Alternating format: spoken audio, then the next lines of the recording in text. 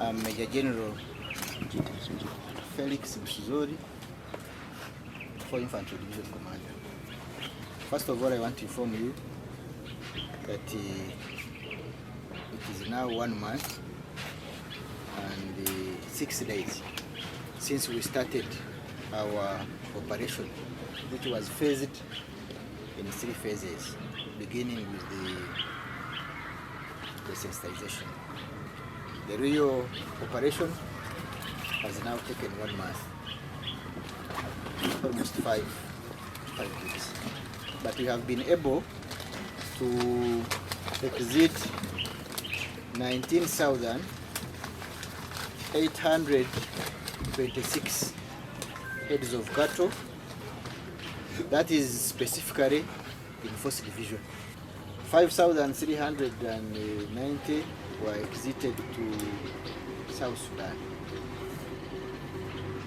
We also have not only the Ugandan herdsmen, but we also have nomads from Central African Republic who have infiltrated the Koboko and the Ombororo. They are called Ombororo. They have more than 20,000 heads of cattle. So they have been coming to Koboko, to Yumbe, and even right now, I think by yesterday, they came back. We are also chasing them back to where they came from. So Operation Harmony has been a success up to today. Has been a success. We have not had the big challenges. Our teams ground, and they have done what is required. Though we have met some challenges along the way. One of them, of course, is the cattle owners complaining about availability of trucks to carry their animals across the 2 regions of Acholi and West Nile. Of course, that one has reduced the pace of our operation, because we must go slow. Once we found a very big number of animals, without trucks, animals start dying. So the availability of trucks has affected the pace of our operation. Number 2, it is now a rainy season, and most of the roads around are seasonal roads, and they have really affected not only us during operation, but they have also affected the transporters. We would have evicted a bigger number of animals, more than what we have evicted, but were disrupted by the elections. The primary elections disrupted us for some time, but now we have resumed again. We are also disrupted by court proceedings.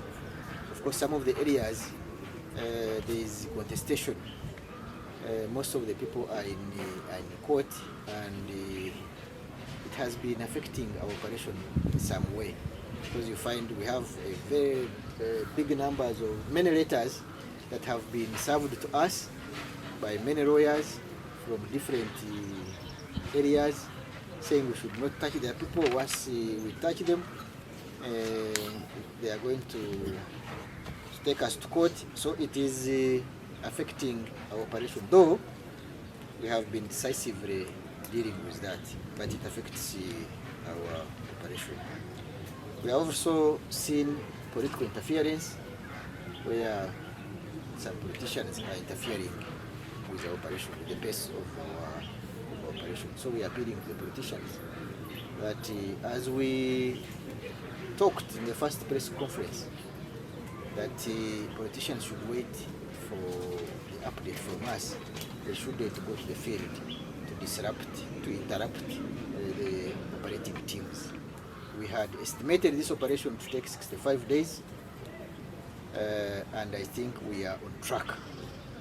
In the next 1 month and a half, we would have completed, if we don't get more rains to disrupt the roads which affect the transportation of animals.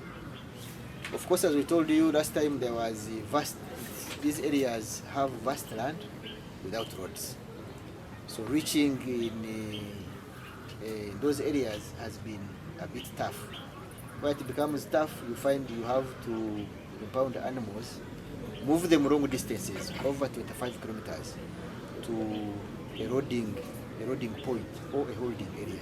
So it really affects us, appealing to the Ministry of Transport to open up some of the areas which are inaccessible. The issue of delays in loading of animals. The cattle owners delay in loading their animals, especially after impounding them. There are those who understood it very quickly and requisited even before they could be told, because some of them requisited 2 days after the operation began. And then the second phase is those who understood the message but are stubborn, thinking that in Uganda sometimes you speak about something and you don't act. Those are the ones we help to exit. Now, when General was speaking, he alluded to another category that is you are not familiar with, the ones we call the Domboros. These ones settled in the part of South Sudan called the Panyume area in Morobo County. Because most of the South Sudanese in that area are in our camps, and they came from as far as Central African Republic, some of them from Cameroon. Unfortunately, they created this fear among the population that they have a lot of witchcraft. So when they come around, people even fear even to ask them. And they have big animals, and they come with big hearts. That if they come here, you refuse to see grass, you just see soil. There's another category that understandably so, the refugees. Because we have refugees who came with the animals. And those ones, we have not touched really. Because they were forced into our country because of the problem in their country. And they are registered refugees, and they came with their animals.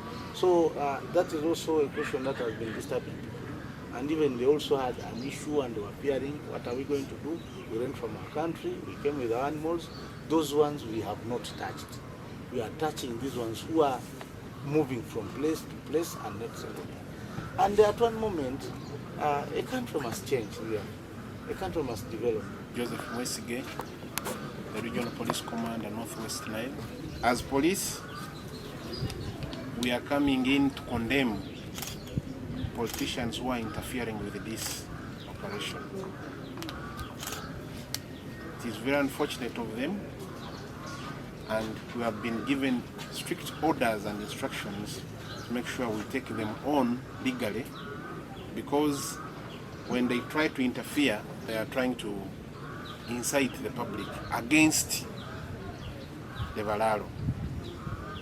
I'll give you an example. There are 2 notable politicians of recent. Hope you saw them, what they did. Now, the lives of the Balaalo are at risk. That is 1. 2, there was malicious damage of properties of those Balaalos. And therefore, as police, in this operation, we have been given instructions to take them on legally to make sure that the operation goes on as planned without any interference from the politicians.